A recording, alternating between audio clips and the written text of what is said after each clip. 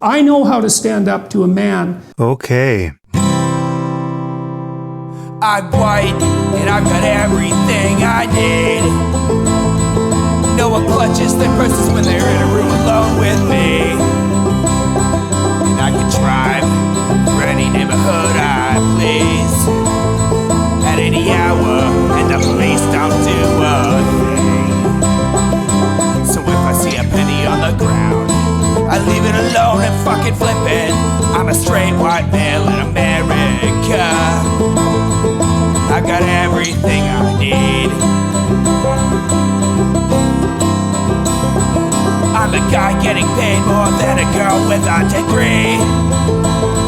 And I can walk down the streets after dark, no one wants to rape me. And I can get a girl pregnant and just as easily flee. Just like my straight white male dad did to me. So if I see a penny on the ground, I leave it alone and fucking flip it.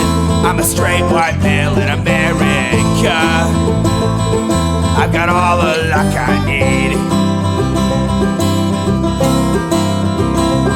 I've got a pile of broken mirrors and I'm walking under ladders and I'm spilling tons of salt, but to me that doesn't matter, cause my skin and my gender and my orientation are the best things to have if you live in this nation. I recommend it highly.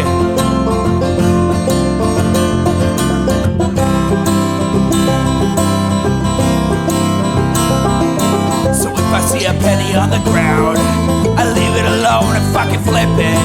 I'm a straight white male in America. I've got all the luck I need. Shit's gonna work out for me, cause I'm a straight white male in America. I've got all the luck I need. Hey everyone, welcome to the season finale of the Intellectual Dollar Tree. We do this show live every Wednesday. All year fucking round, 7 p.m. Pacific, right here on Twitch, twitch.tv/EchoplexMedia. Also simulcasting some other places, but like whatever. You can support this project by going to echoplexmedia.com and clicking the support tab. The best way to support is the memberships or the merch over there at Fourth Wall. But also you can just give me money, just streamlabs.com/echoplexmedia. That works too. I'm producer Dave. You can find me on Grindr. I appear to be flying solo this evening. HK is on adventures, I assume. Moving is hard, so he'll probably be back for the season opener next Wednesday, which coincidentally will be my birthday, turning 29 again next Wednesday. What a way to celebrate. We're going to watch the dumbest people pretending to be smart on the internet. I know that's what you want to do for your birthday, so that's what I'm doing for mine. Anyway, this isn't great. This thing we're about to watch, I mean, it's appropriate that we are finishing the season this way, because it is once again, Jordan Peterson and Sam Harris have had an extended, pedantic, and probably infuriating conversation during which they will pretend to disagree profoundly, but, you know, they'll just really kind of glad hand with each other, I'm presuming. Let's start this. Hello, everyone.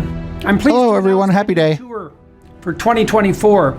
Beginning in early February and running through June, Tammy and I and an assortment of special guests are going to visit 51 cities in the U.S. You can find out more information about this on my website, jordanbpeterson.com, as well as accessing all relevant ticketing information. Oh, don't go to that. Use the tour to walk through some of the ideas I've been working on in my forthcoming book, out November 2024, We Who Wrestle with God. Oh, dear. I'm looking forward to this. I'm thrilled to be able to... 12 Rules for God. I'll be pleased to see all of you again soon. Bye-bye.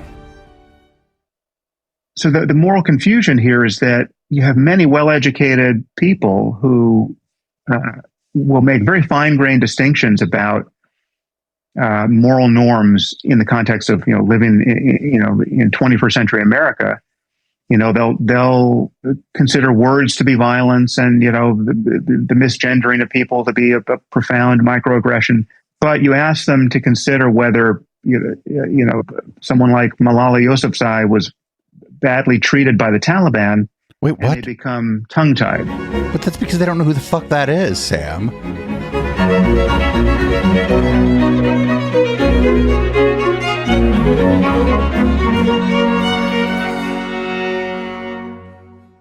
Hello, everyone. Hello, everyone. I have the opportunity to talk to Sam Harris once again.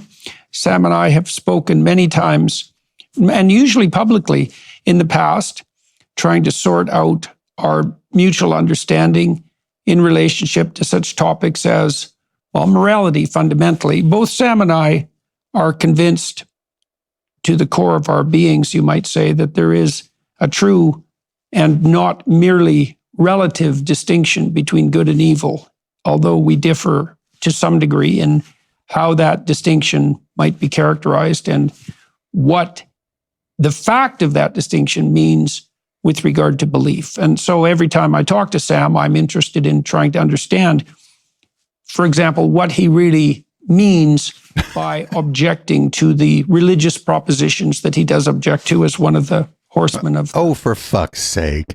It's going to be this one again. Oh, God, I hate this one.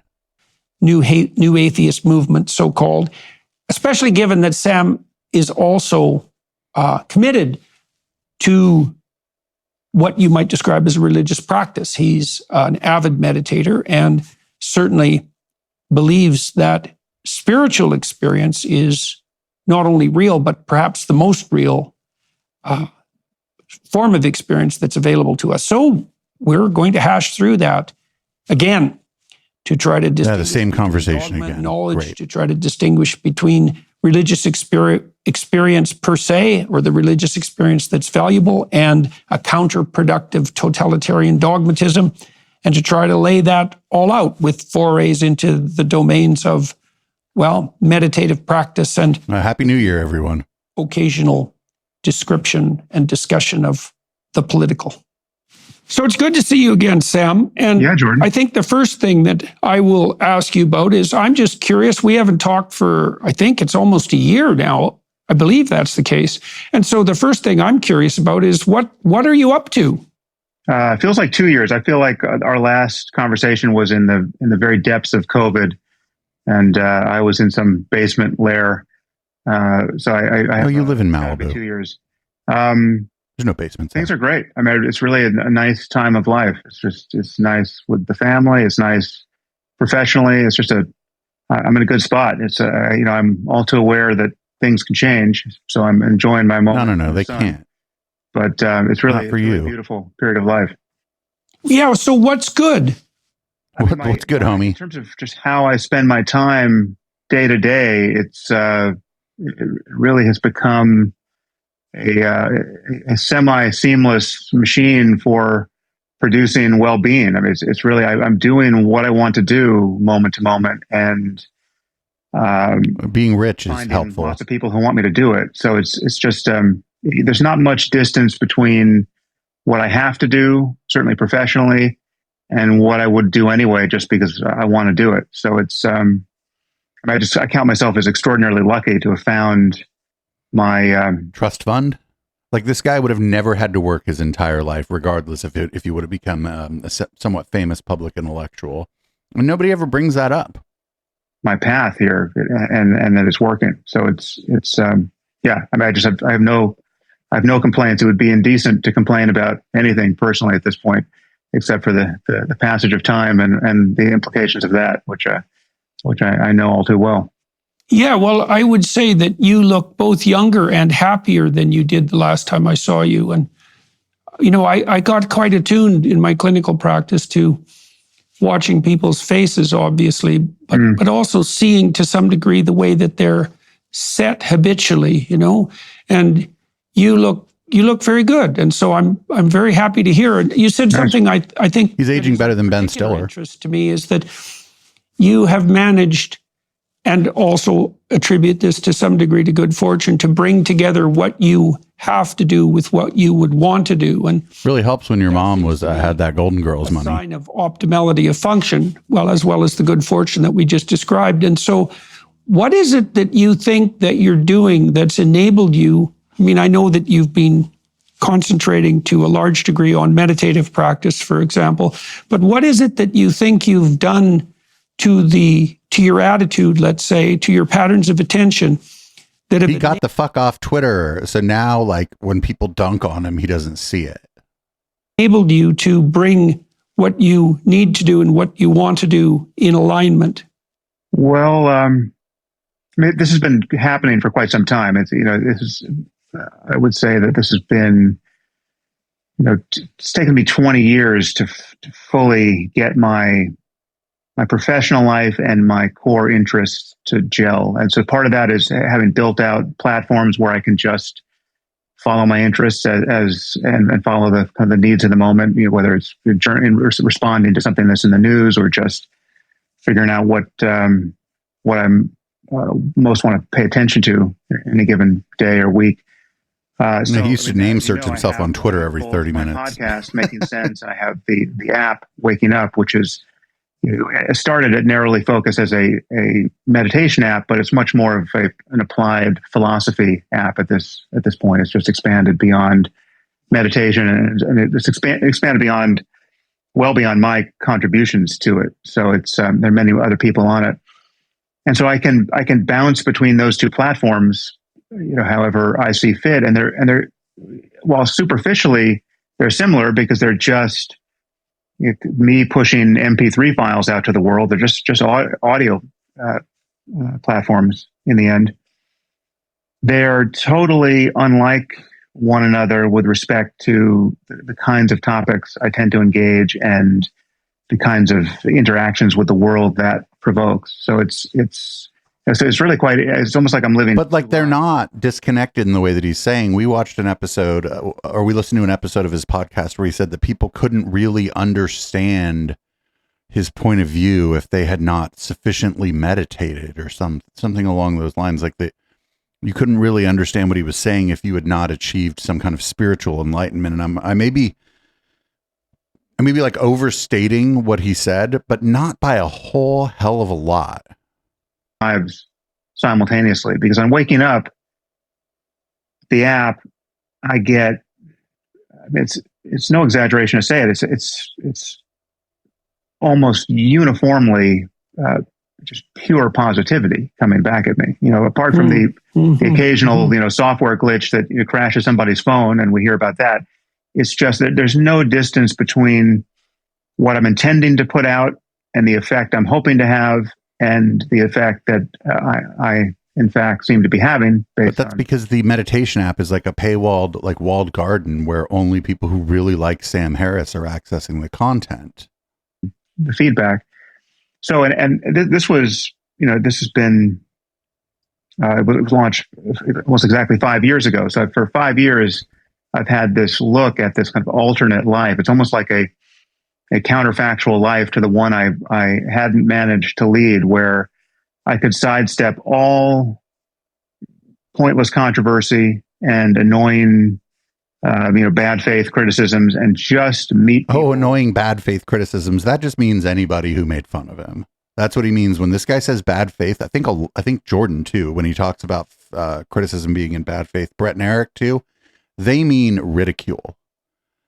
They don't mean that you don't believe what you're saying, which is what bad faith would actually mean, that you're just saying it maybe to piss them off or to be a contrarian or to score like points or to clout chase or any of that. They literally just mean that you're making fun of them.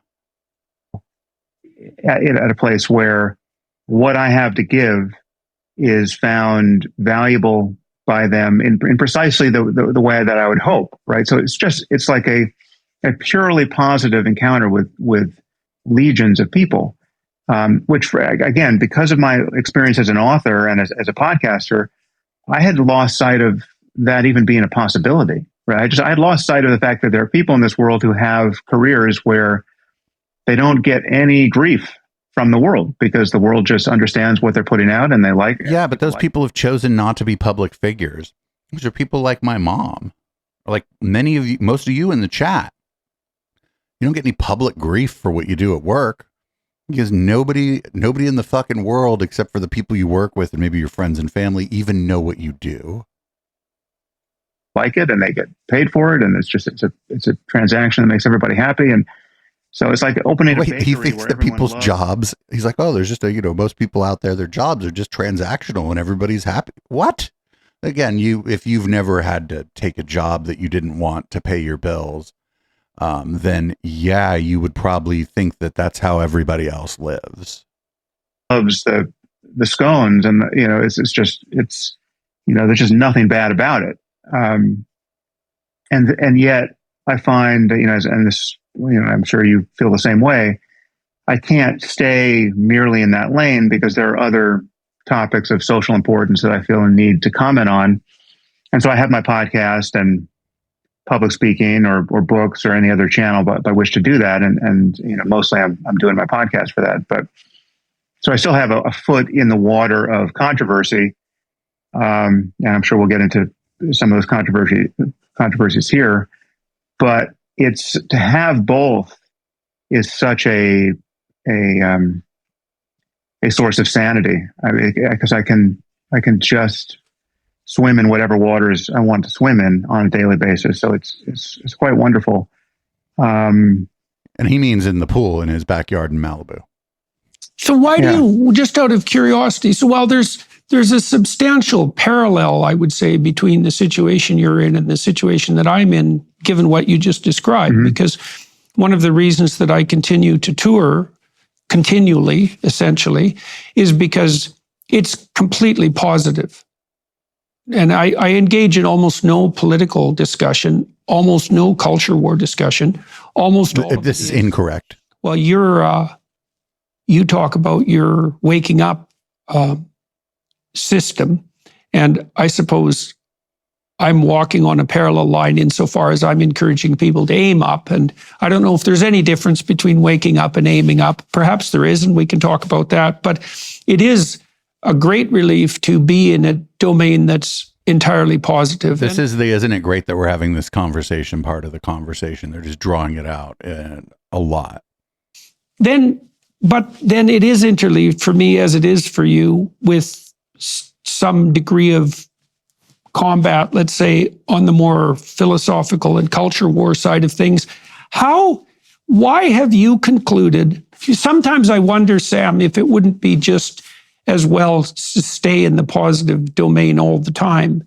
And I know that you are no longer on Twitter, for example, and so that's obviously one of the places where you've detached yourself from the proliferation of, you might say, unnecessary and polarizing conflict. But you just did indicate that you feel either a moral obligation or an intellectual pull towards keeping abreast of the domain of life that constitutes more problems. And so why do you think that balance is necessary? Why don't you forego that entirely and stay within the domain of the positive? I mean, you seem to have concluded that balancing them is actually better for you in some sense, or maybe better in general. So why did you conclude that? Yeah, well, it's a question I continue to ask myself because, you only have one life, or, I would say you only have one life you can be sure of. And so why not live it in the happiest manner possible? But somebody in the chat said, he just got tired of people making fun of him on Twitter because the guy is kind of fun to make fun of because he takes himself so incredibly seriously, and he's not always he doesn't always hit the mark, and none of us always hit the mark. But he didn't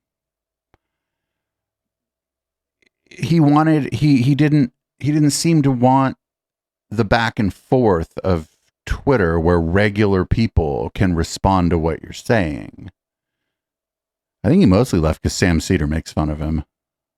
I do find that there are certain moments. First of all, my interests are wider than can be encompassed just by things like meditation and narrowly focusing on questions about how to live the most meaningful possible life. Right? It's not all just about maximizing mental pleasure or even one's ethical wisdom moment to moment. They're just things that interest me that I want to talk about that really don't belong over at Waking Up, but they do belong on my podcast. So talking about physics, say, right? That's just interesting, and I like to do that. So there's that. As you say, I deleted my Twitter account, which is is an important part of the answer to your first question of just what has gotten better for me in the last 12 months. That was, I really am embarrassed to say what a life hack that turned out to be, to get off Twitter. I imagine you're like one of the smartest people in the world, or supposedly you're the smartest person in the world. And you're like, I have a great life hack. I went to this place. I said things. Most of them were, kind of milquetoast, boring, kind of center left or center right stuff. And then I'd just kind of while out about race or gender. And then people would make fun of me. And so I just deleted the place that people made fun of me. And now I'm happier again with my big pile of money. Wow. Fucking genius.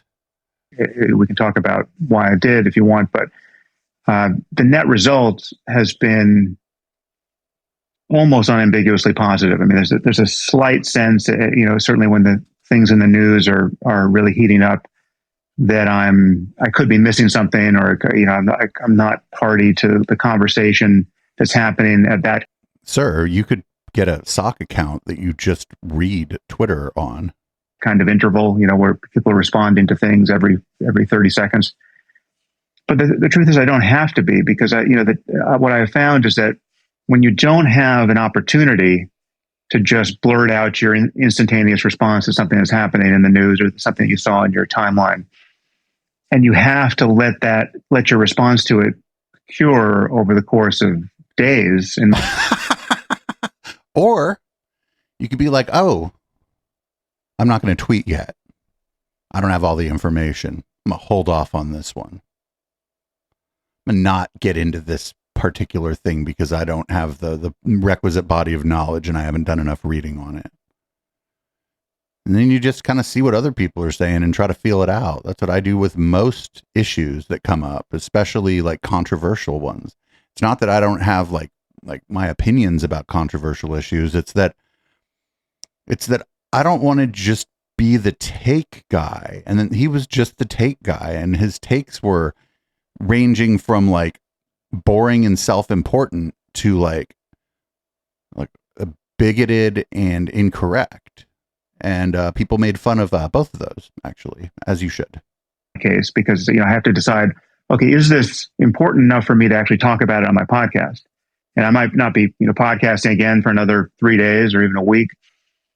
And so many things don't survive that test. They just 98% of things just fall by the wayside because yeah. It's like when you go shopping, right? Think about this. This is how you go shopping. You go, do I need this? What if I wait?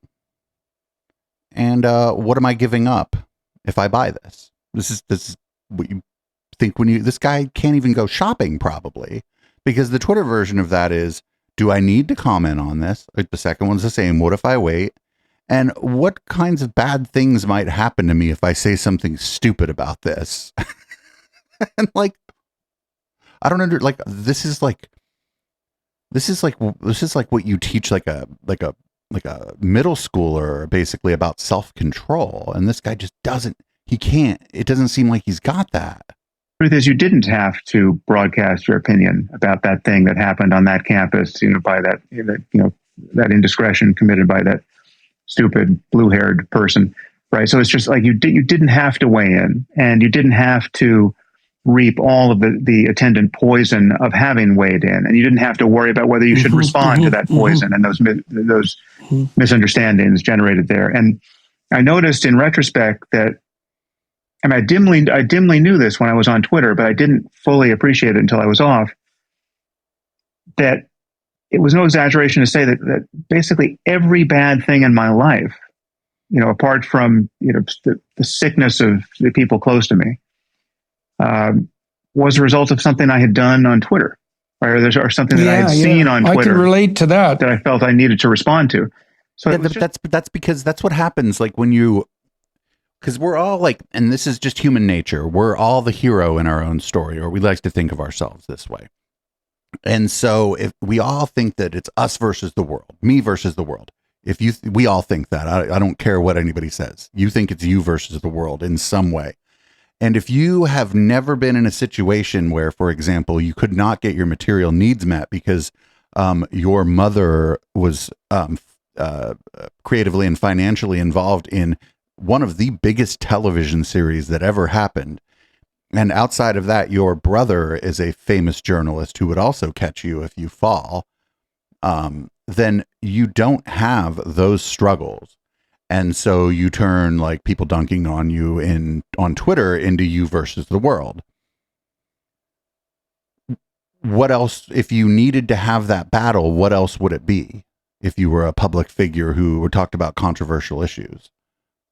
Just this kind of hallucination machine that I had invited into the center of my life. And getting rid of it really modified my sense of not just what I have to do on a day-to-day basis and what I should do, but just of my own existence, right? Like there was something about my digital existence that was claiming too much real estate in my conception of myself as a person, Yeah. right? And you might have put your finger on it, at least to some degree, there with something like your observation about whether or not you're willing to put time into it.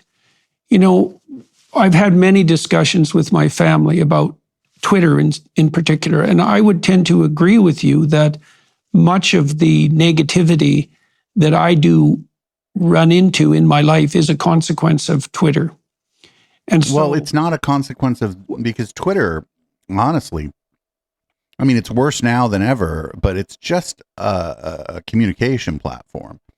There's plenty of people on Twitter who just follow accounts. Maybe they're into muscle cars and they just follow accounts about muscle cars, and their experience on Twitter, if they just stay on the following tab, it's just fucking people talking about their muscle cars, or people who are into aquariums or something. So you don't have to enter the culture war, and you can, to the extent that Twitter is a decent platform now, you can have decent experiences on there. But if you go in there like Sam does, like Jordan does, and like I have, and you're like, I am here for the culture war. I am here to dunk on people, tell people when they're wrong, try to gain influence and spread my ideas, then that's the ticket you bought, and that's the ride that you're going to take. And you don't have to actually leave Twitter to get off the ride, right? Like if you don't like a particular ride at Disneyland, just don't get on that ride anymore. You can stay at Disneyland. If you don't like the churros, don't go to the churro stand. now, I use Twitter to stay abreast of the sorts of things that you describe that you might be able to get access to on Twitter as well, current events. And there is that temptation to respond immediately. But you intimated that maybe a good rule of thumb is something like, if you're not willing to sit down and think about it for an hour, let's say, then perhaps it's not important enough. But I don't think like this and maybe other people are different than me, but if I'm like, well, here's a subject matter, I'm going to sit and think about it for an hour, I'll get about 5 minutes into that and get bored, right? Because I don't know like what exactly I am going to accomplish by essentially talking to myself in my head about something that maybe I don't understand or don't have like a whole bunch of knowledge about. What if you spend an hour checking and seeing what other people who have maybe even different opinions than you, or people who have subject matter expertise, see what they're saying, spend an hour doing that before you decide whether or not it's time for you to weigh in. Because just sitting there and thinking about it is like, okay, then you sat and thought about it. So what? People think about things all the time. Your opinion with millions of people and reap the consequences. You know, and Twitter is, although it's a social media platform that facilitates impulsivity, it's also a broad scale publishing platform. And it's not obvious that you should be publishing all your instantaneous responses to cultural events. And it's a funny thing for me because it's not that easy to dissociate that from responsibility. You know, I feel that I have a responsibility to bring to light, let's say, certain elements of the culture war that are going. Okay, then you have delusions of grandeur. It is not your responsibility to tweet about the culture war.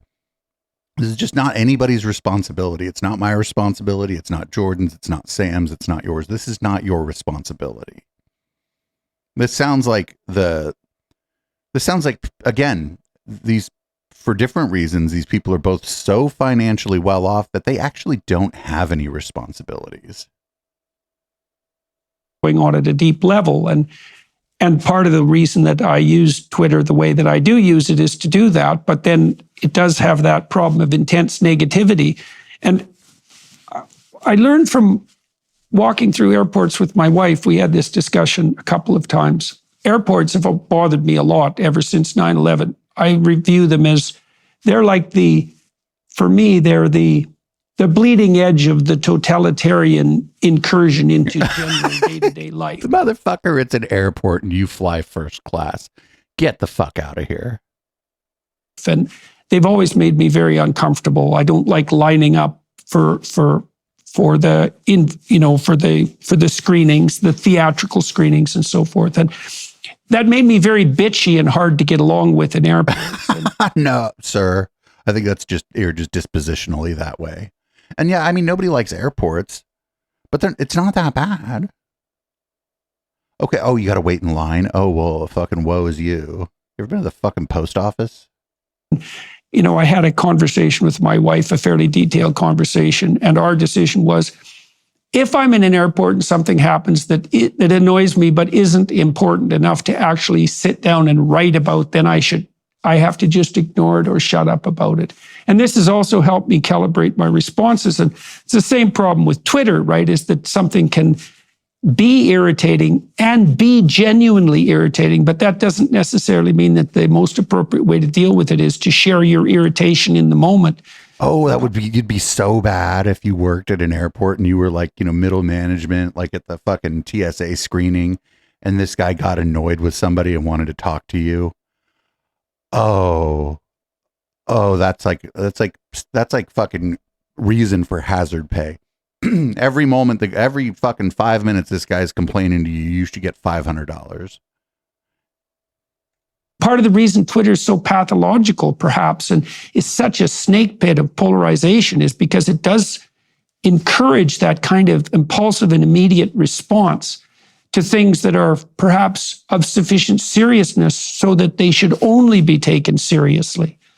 Yeah, it encourages many things that I think are ultimately producing some consequential delusions for us individually and at scale. It provides a kind of an illusion of conversation because you'll tweet something at me, I'll tweet something at you, and we seem to be talking. But as you know, we're primarily talking in front of our respective audiences, which are different, which are largely different, right? So when I say something to you, it's my audience is at my back, and vice versa. So much communication becomes performative, and that starts to degrade the kind of the good faith characteristics of a real conversation, and people just wind up scoring points on each other, and and you end up losing. Like most of the time, people with much smaller audiences than him have just been able to dunk on him. It encourages that. That's the kind of thing, dunks are the kind of thing that tend to go viral. But they don't go viral just because they're mean. It goes viral because people find it funny, and usually because there's something true about it, something that people find interesting. The problem here is that a lot of the people that go after him and Jordan are actually kind of funny. They'll make funny videos about them using these people's content, and these people are both deeply unfunny. And so they can't really deploy that. And so when that's deployed against them in the battle of ideas, they fucking lose. And they don't like it.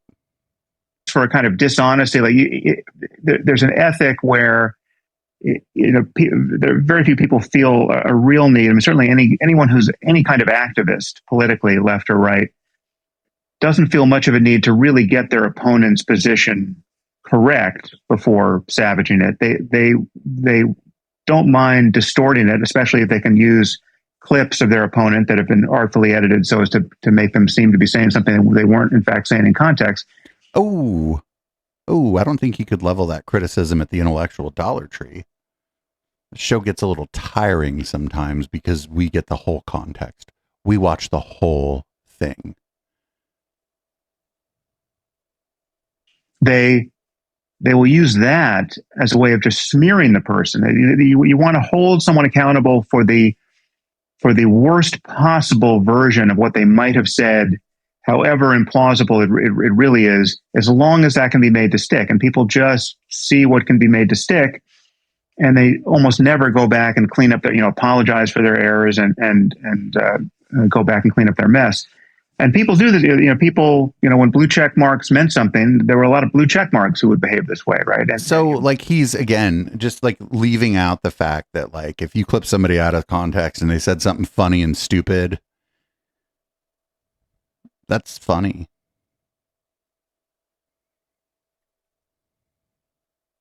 Journalists or people who are treated as journalists. And I, as a point of principle, really have always tried to avoid that. I mean, whenever I get somebody's views wrong, however odious I find their views or how odious I find them as a person, I apologize for that and correct the record. But I think you'll do it, but you'll do it for people who you view to be, like, I guess, kind of culturally and dispositionally part of your tribe. Like, he would do it for a Tucker Carlson, but not for Noam Chomsky.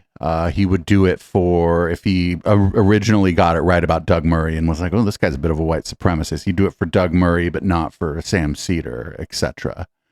So I don't think he does that. I think he does that when people are, I guess when people are big fans of academic window dressing, like he is. Like, if he got me wrong, like, first of all, I would absolutely throw a party if he mentioned me on his podcast. But if he got me wrong, I don't think he'd come back and be like, oh, I got this guy wrong. I don't think he'd bother doing it. Continually in dialogue with people who didn't play by those rules.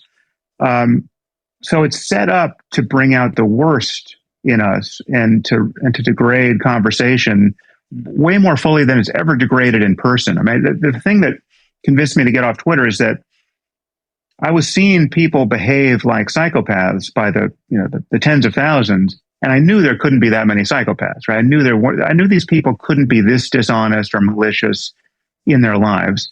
And in fact, in many cases, I knew this because I knew some of the people. I had dinner with some of the people. And you and I have mutual friends and colleagues. Ooh, Gay Dave having dinner with Sam Harris would be a very much the same experience as watching this podcast and watching, because I wouldn't I wouldn't want to get kicked out the fucking restaurant and shit, right? But I don't think that I would just be super kind to him if we had dinner.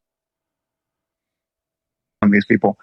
And yet I was seeing the absolute worst in them in terms of how they were engaging on Twitter, not just with me, but with other people who, they felt they needed to slam. And I mean, we're seeing some of this. I mean, I think there's something like this happening. I haven't really followed it, but over the Daily Wire. I mean, you're very close to you. You've got Candace and Ben attacking each other.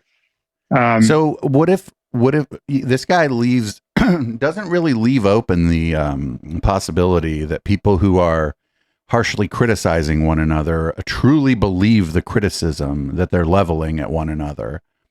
He thinks that because it's harsh or rude or mocking, that it must all just be to score points, and it must all just be a performance. And I don't believe that. I think that's a wild thing to believe. I think that when people criticize other people, they usually mean what they're saying. I would argue that that kind of thing is not only spilling out onto Twitter, it very likely wouldn't happen but for the existence of Twitter. And there are many things happening out in the real world. No, it would just play out, Sam, it would just play out on Facebook. Happen in response to something that's seen on Twitter. But then like many of these protests, these pro-Palestinian protests that have become such concern to many of us, especially on college campuses where you have otherwise very educated people expressing solidarity with true ethical monsters in Hamas. What? What we're seeing. Weren't they complaining about campus free speech like just a couple years ago? Like, again, he wants to deny the agency of people who are involved in a protest that he thinks is wrong. He thinks that those people are just evil because they're protesting a thing that he thinks they shouldn't be protesting. And it's not because they've thought about it and believe it. And, crowds act weird, and you'll get a couple assholes in a crowd who do dumb things. No worries there. No disagreement there. At a party, you get it. So at a protest, you're going to get it too. But he just constantly does this, where he just thinks that people who don't view things his way have not thought it through, and he's just suggesting that they don't have agency of their own, essentially. And to be fair, he also doesn't believe in free will, but I don't think that's the same conversation or whatever. Seen is something's getting provoked by imagery on Twitter, however half-baked, and then the response to it in the streets is performative, because it's meant for the streets, but it's really meant to be broadcast back on Twitter, right? I mean, that people wouldn't be doing these things but for the omnipresence of cell phones. What the fuck? They can be broadcast back. What does he think protest used to look like before Twitter, or even before the ubiquity of television? What does he think protest used to look like? Do you think the fucking suffragettes, when they were engaged in protests, were just having like high-minded conversations with a pocket watch and a monocle? Onto social media. And so I just think we have built this reinforcement cycle for ourselves. This kind of feed-forward loop that has eroded our capacity to speak rationally to one another and to have good faith debates and even strong arguments.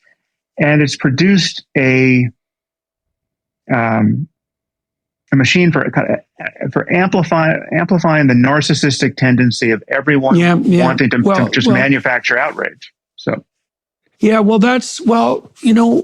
think there's something, and you're pointing at this. I actually think there's something that's technically going on, particularly with Twitter, and maybe it's proportionate to the degree to which a social media communication system capitalizes on immediacy of response. Like, I'm afraid that we're setting up virtual environments. They're virtual perceptual environments and communication environments that aren't well matched to the underlying reality, which means they're delusional. And the delusional direction of Twitter is in the direction of enabling psychopathic behavior. Now, there's a research literature that's emerging on that. So you see the people who are most likely to troll online, so to post things that they know perfectly well will do nothing but cause trouble, are dark tetrad types. They're Machiavellian, narcissistic, psychopathic, and sadistic. And then, but sometimes trolling is just funny. It's like this guy would have hated the court jester. So it does bring those people out of the woodwork to a much greater degree than might be otherwise expected. But I also think, as you pointed out, that it does the same thing to those fragmentary psychopathic tendencies that exist in everyone. It's a psychopathy facilitator. And the degree to which that is driving polarization in the broader culture is indeterminate. I think it might be driving almost all of it. Right. Because my online life and my real life are so different that they almost bear no relationship to one another. And I suspect this is something that you said you've been discovering, particularly as a consequence of working in the waking up space. All the interactions I have with people in public, in my actual life, are unbelievably positive, with the exception of perhaps 1 in 5,000. Now, the 1 in 5,000 can be quite unpleasant, but it's statistically negligible. But this is, wait a minute. That's because the people you choose to hang out with are the people you choose to hang out with. And when you're on Twitter, which is like a more like a public conversation, essentially, Those aren't the people you've chosen to hang out with. That's just everybody on Twitter who happens upon what you're saying and might respond to it. If you derived your expectation of my experience from the online world, you'd expect that, half the people that I ran into would be people that hated me. And simply, the lack of concordance is so remarkable that it does look like the difference between a delusion and reality. But there's also something to be said for if you're going to dunk on someone that you see on Twitter and they're a public figure and you see them walking down the street, maybe you just fucking leave them alone. Because they're a person walking down the street, so you just leave them alone. There's a ton of people I dunk on Twitter. I wouldn't fucking just immediately start an argument with them when I saw them walking down the street. That's fucking crazy. I think it's unbelievably dangerous. Like, we have no idea what it means to compress people to the point where their communication tilts heavily in the psychopathic direction. We have no idea what the broad-scale social consequences of that might be. Yeah, I share your experience. Again, my encounters in public are almost uniformly positive. I think obviously there's a possibility of a selection effect there, that the only people who are likely to come up to you are the people who have something nice to say, and then you have other people who are recognizing you, who are just holding their tongues and they don't like you. Yeah, even Sam is like, well, wait a minute. Yeah, because you can't just. If you can't just walk around in the real world looking for conflict. There is a difference between Twitter and the real world. And that's fine. And we're both controversial figures, and I have to think that some percentage of the people who notice us in public are people who are not fans and just don't say anything. But still, I've seen the effect. I don't think I'd walk up to either of these people and start arguing with them. Well, there'd be nothing for me to gain, and they might be able to use that encounter like in a way that either makes me look bad or makes them look like they've been abused in some way. Yeah, I wouldn't do it. If I was at a dinner party and sat next to Sam and had to listen to him hold court for a while, yeah, I'd eventually fucking say something. But that's a different thing than seeing him walking down the street. I've joined the two groups. I know what it's like to deal with the same person on Twitter in front of their fans versus over dinner, and it's they're miles apart. And I just see there's so it is corrosive even in the best case when we're not talking about anonymous trolls who are hiding behind their anonymity and just savaging you. These are people with real reputations who you actually know and will likely meet again in person, and yet Twitter brings out the absolute worst in them. I mean, for me, the very large, the 800-pound canary in the coal mine for me is Elon. I mean, look at what Twitter has done to Elon's life. Right? It's just, Elon used to be a friend. He's somebody I knew reasonably well. His engagement with Twitter has been catastrophic for yeah, because they'd both go to a Hollywood party, and by the end of the party nobody else wanted to talk to either of them, so there they were chatting with each other. Person from my point of view. I mean, it's clearly a compulsion. I mean, he was so addicted to it that he felt he needed to buy the platform, but it is his use of it has been so irresponsible and produced such, forget about the harm he's produced in other people's lives. And nothing I'm saying now it relates to changes he's made to the platform. I mean, that's a separate thing that we can talk about. I've always been agnostic as to whether or not he could actually improve Twitter as a platform, and he may yet wind up doing that. But I'm just talking about the way he has personally used it as a user of the platform, and the way he's interacted with people and signal boosted massively the profiles of anonymous QAnon lunatic trolls, right? I mean, he's been completely cavalier in who he interacts with, all the while knowing that anyone he boosts suddenly gets 1 million followers and has a platform that they don't get 1 million followers from an Elon boost. So I look at him and I think, all right, if someone of his talent who has so many other good things to do with his 24 hours in any given day is is this derailed by this platform? Is using it this compulsively to the obvious degradation of his reputation in most circles that count, right? I mean, he's not, he can't be canceled because he's produced so many useful things, and embedded with things that everyone still wants. But man, if he were a little less productive, in space and on the ground. Yeah, but he's like standing on the shoulders of the people who did the actual work for these things. We would never, he'd be the next Alex Jones in terms of the way mainstream culture would view him. And it's been terrible to see, right? It's been very depressing to see. I want to read Jordan Peterson's notebook. He keeps either writing or pretending to write things like during this conversation. I want to see that notebook. And I guess I can blame him, but I blame the stimulus more. I blame Twitter. I mean, for whatever reason, he has found this to be the most addictive thing in his life. And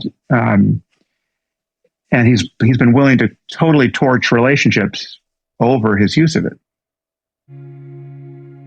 Let me ask you this question. Are you at peace with the mindless screen tire and soybean and fuck this ad? Yeah, well, it's definitely the case that one of the cardinal dangers of Twitter is its propensity to bring out the worst in people and the worst in the culture. I mean, I guess it's an open question whether or not Musk's takeover of Twitter will result in the dramatic improvements to the platform that might justify the risk inherent in engaging with it. So let's leave that a bit, Sam. Sure. I want to turn our attention, if you don't mind, to some of the deeper issues that you and I have discussed. And I have a bunch of questions for you. So the first thing I want to do is clarify something. My recollection of particularly our last conversation, and it was one that I found clarified my understanding of your thought to a greater degree than our previous conversations we had, probably because I listened to you more, was that, and so correct me if I get this wrong, because I want to use this as a platform to ask you some other questions. My understanding after that conversation was that you were driven to search for an objective foundation for moral claims, primarily because you had become convinced of the existence of, for lack of a better term, of evil in the world, and were looking for solid ground to stand on in your attempts to both understand and combat the most malevolent proclivities. We could leave it at that. Now, is that a reasonable conclusion? Have I got that right? Yeah, I think my motive will be pretty familiar to you. This came largely out of the collisions I was having with people after I wrote my first two books, The End of Faith and Letter to a Christian Nation, where I was noticing disproportionately on the left, specifically, I mean, we've come full circle now to this moment, in the news cycle, but mostly in response to my criticism of Islamic extremism and the kind of the urgency with which I was saying that the Islamic doctrines of martyrdom and jihad are sincerely believed by millions of people, and these beliefs have real consequences in the world. So a lot of people that he had collisions with probably didn't read those books, or probably found those books to be non-controversial. I think the collisions have been more about the articles he's written and the things he's tweeted and the people he's been associated with, not his books.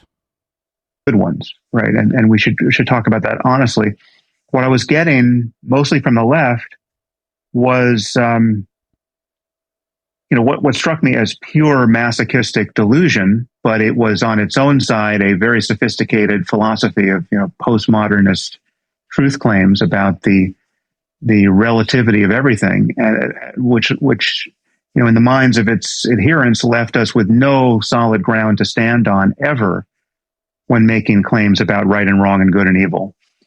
So, I mean, the point where it became, and this is something that this is actually a scene I wrote verbatim in my third book, The Moral Landscape, which is where I laid out my argument on this topic. I was at the Salk Institute at a conference that had been organized. It was either in 2006 or 7, I believe. And I had said something disparaging about the Taliban in my remarks about the relationship between moral values and our growing scientific understanding of the human mind and human well-being. And I said, something that I should have been uncontroversial in that context. I'm at the Salk Institute, this preeminent scientific institution down in La Jolla, which is one of the nicest places on earth. With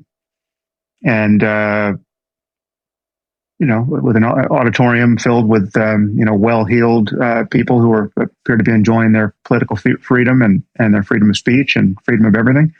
And I said something about we just know whatever remains to be discovered about the nature of morality and human value and human well-being.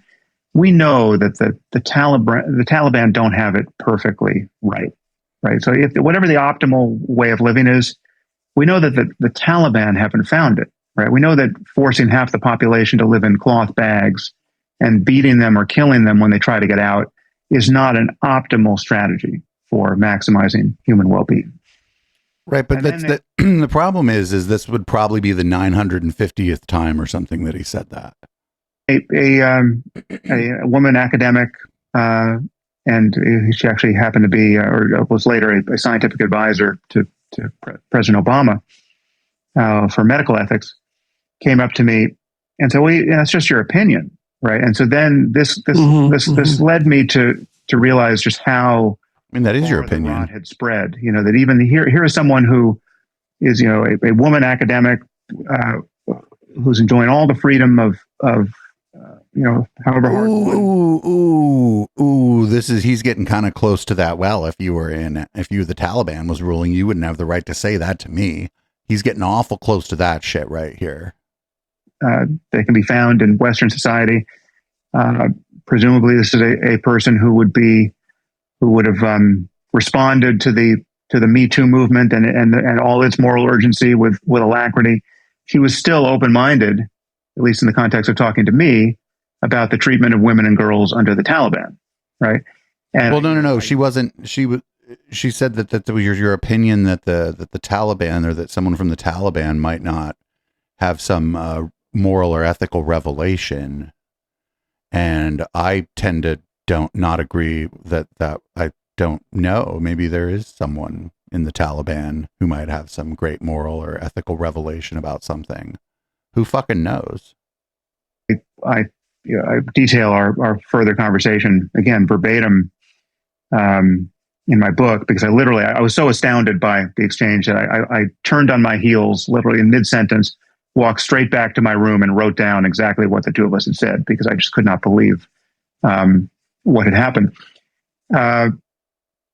So the moral confusion here is that you have many well-educated people who will make very fine-grained distinctions about moral norms in the context of living in 21st century America.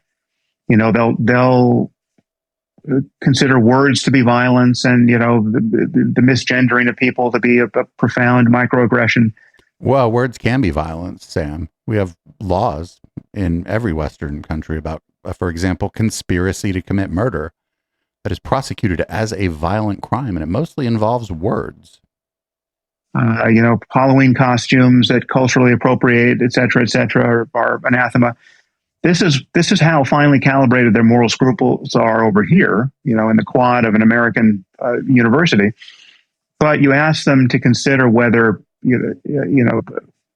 someone like Malala Yousafzai was badly treated by the Taliban, and they become tongue-tied, right? They will even say things like, "Well, who are we to criticize an ancient culture?" So that motivated me to say, all right, the smartest, most well-educated people in our society have become unmoored to any vision of objective moral values, right? They have, worse, they have become anchored to a belief that objectivity with respect to moral values is impossible, and certainly science will never have anything to say about it. And not that science will never have anything to say about it, but the idea that there are like objective moral values that exist outside of our minds and are like outside of like social constructions, I don't believe that either.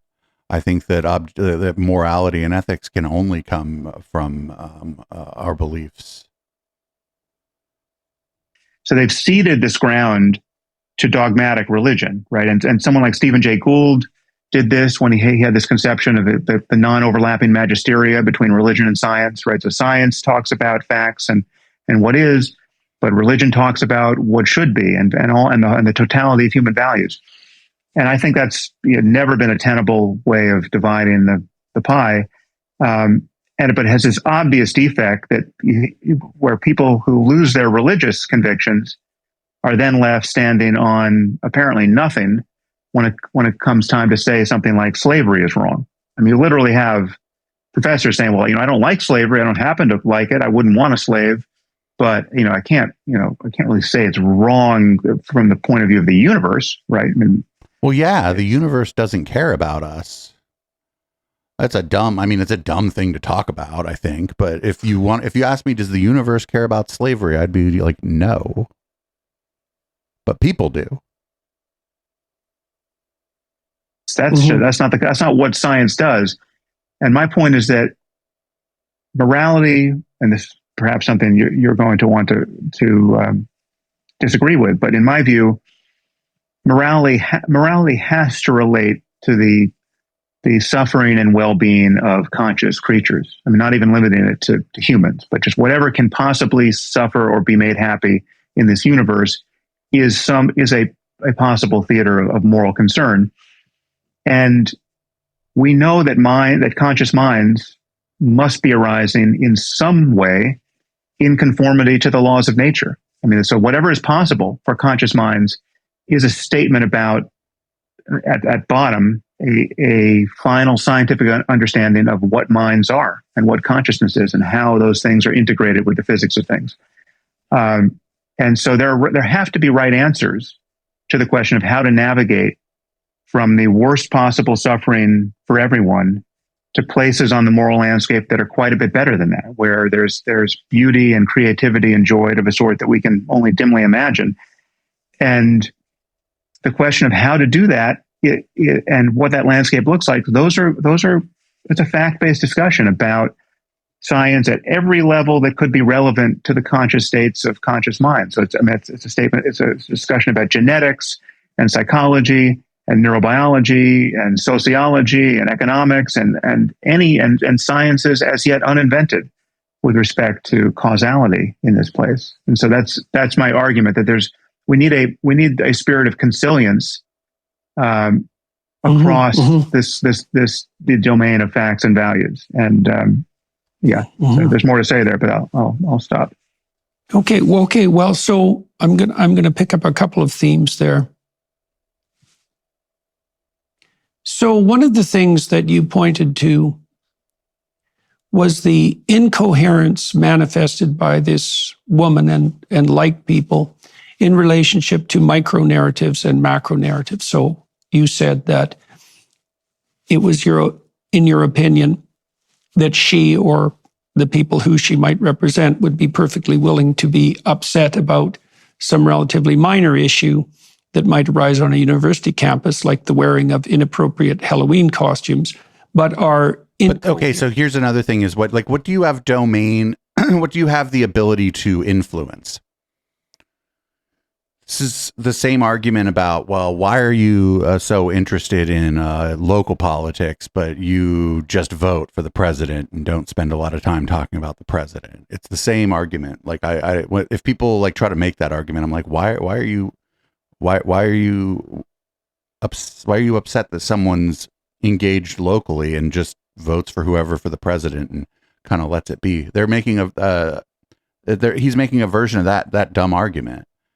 The reason that this person who's a university professor is able to is concerned with the things happening on the university and takes action and makes statements about the things happening at the university is because those things are happening within what, half a mile of their office?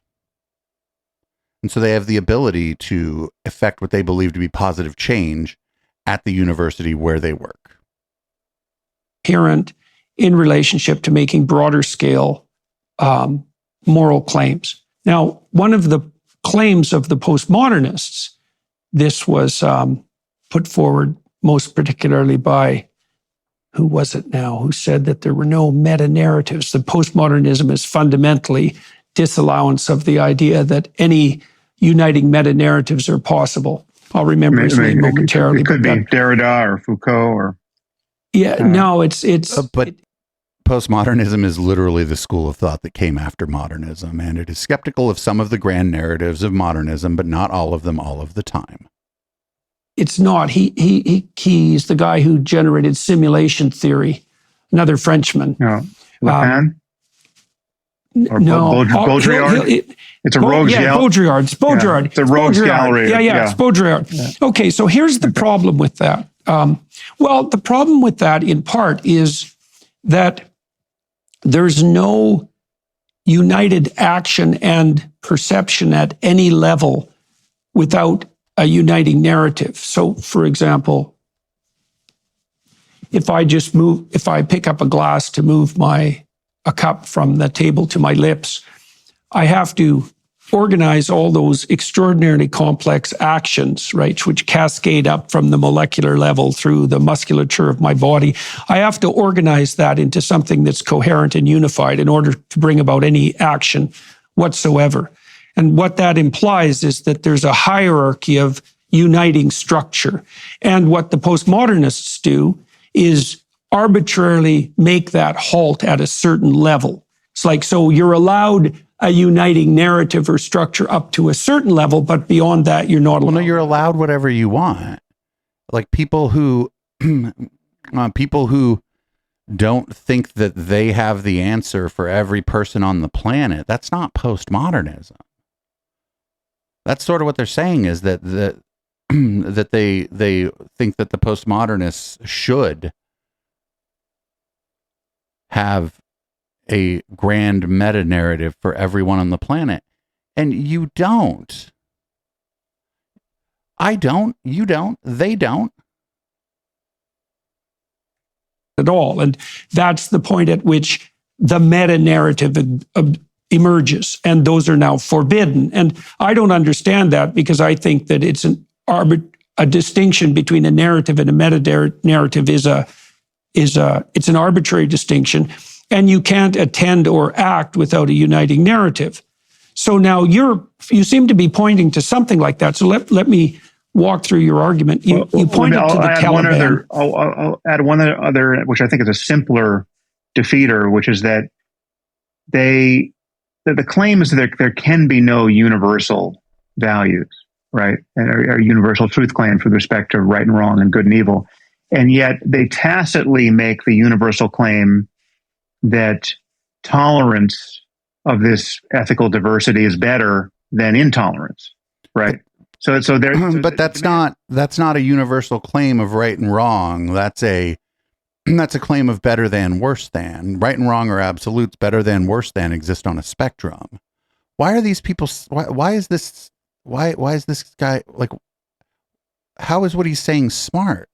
It's black and white thinking. It's a false dichotomy. It's like one of the first logical fallacies that you learn about.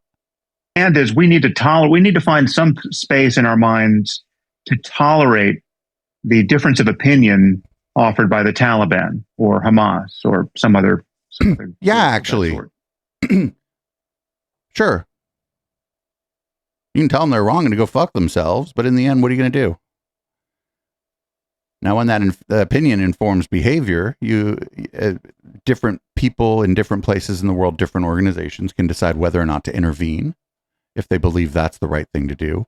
But just a viewpoint, these people are all we'll watch a video after this from Quillette, which is largely politically aligned with the two of these, and they're going to complain about the lack of viewpoint diversity in Australian universities. So I don't understand I don't understand. But that doesn't make any sense. That's an appeal to tolerance. One that the Taliban and Hamas don't share, right? So we're tolerating their intolerance. But it's also the tacit claim. But we aren't.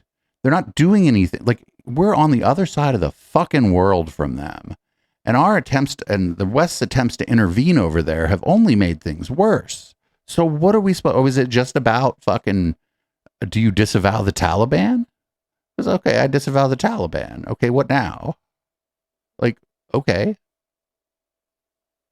Like, okay, what now? Like, then what? Are we done? Have we solved the fucking morality problem? Because I suppose a postmodernist, he would probably think I am, have disavowed the Taliban. Okay, now we've solved that problem. Then what? So what? That doesn't mean anything. Tolerance is better. Tolerance on our own side tolerance is better. is the uniting narrative. Yeah. Sure. Yeah. Well, you see the same thing with the postmodern insistence. And this is particularly true of people like Foucault, that nothing rules but power. Right? Foucault dead. Because Foucault saw power making itself manifest everywhere. And the fundamental postmodernist claim is that there's no uniting meta-narratives, but that didn't stop the postmodernists for a second in making the claim that you could find power relations underlying every single form of human action and social interaction. So I think he's misrepresenting things. I think he's grossly misrepresenting someone's work here. I don't know. I'm not an expert on this stuff, but that sounds like an absolute, like a very absolute, like there's no power relationship between me and somebody I've never met. I mean, there might be an economic power disparity that would play out if we met, or if we had to negotiate about something. Sure. Actually, now that I think about it, yeah, power is in human interaction. Yeah, power disparities do always exist. They don't always manifest themselves, but they certainly exist. But this uniting narrative, see, you point to it in a way that I think that points out to me a very fundamental element of agreement between the positions that you and I have taken, even though we've had so much apparent disagreement. Oh, when are you going to get to that part? You point to the Taliban and you say, at minimum, we can say with some degree of certainty that what the Taliban are doing is not optimal. Okay, and you said that's a claim that's so weak in a way that it should just be self-evident, right? You know what I mean by weak? It's like, Isn't that obvious? Well, I started in my investigations at a more extreme point, I would say. I looked at the camp guard in Auschwitz who enjoyed his work and thought, I don't know what good is, but at minimum, it's the opposite of whatever the hell that is. And so that was a starting point for me. And it seems to me, well, but now you've gone just to the absolute worst example. Yeah. Okay. I disavow that camp guard too. Now we can move on. Fantastic. What you're doing is that you put your foot firmly on the head of evil and say, well, this is a starting point. And even though we can't define good, we can define it as the opposite of whatever this is. And so does that seem like a reasonable point of agreement between us? Yeah, as far as you're concerned. Yeah, although I think this is perhaps a different topic, but it certainly adjacent to what you just said.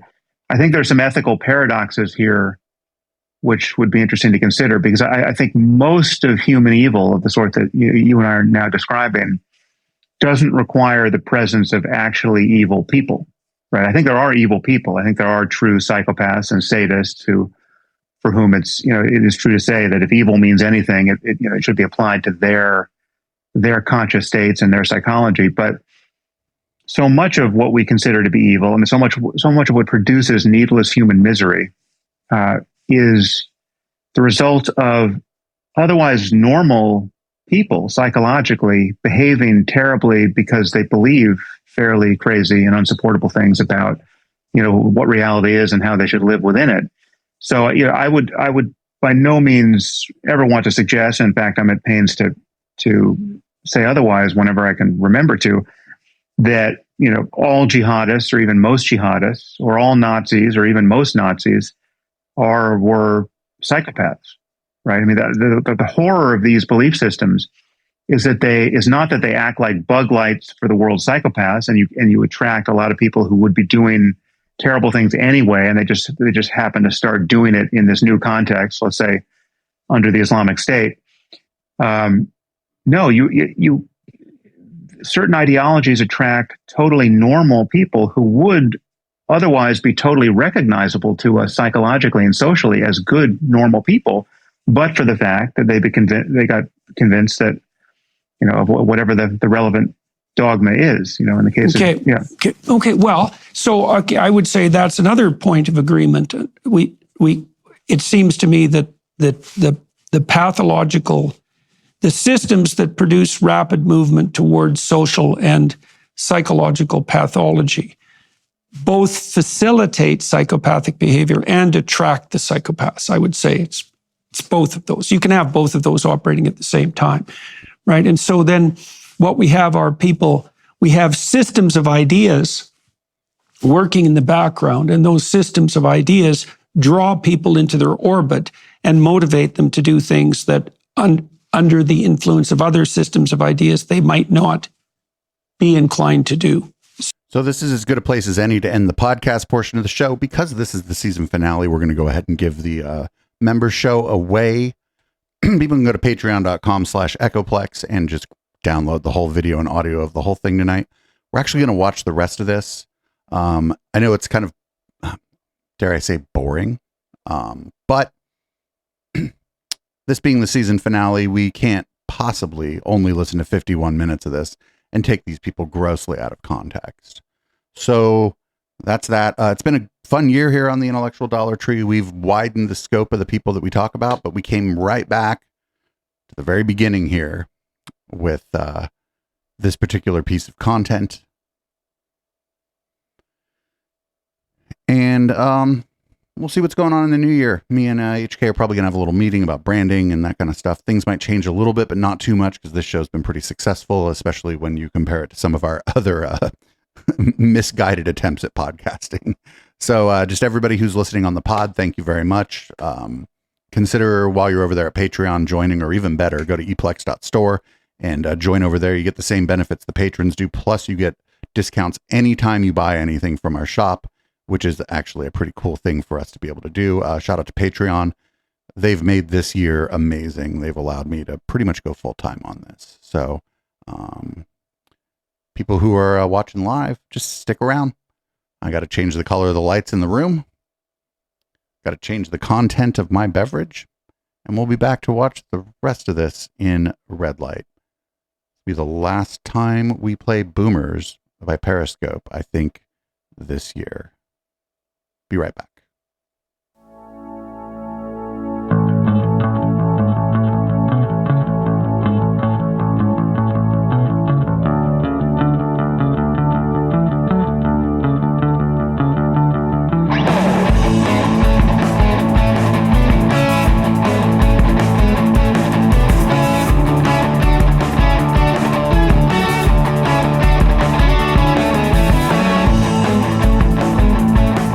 You recall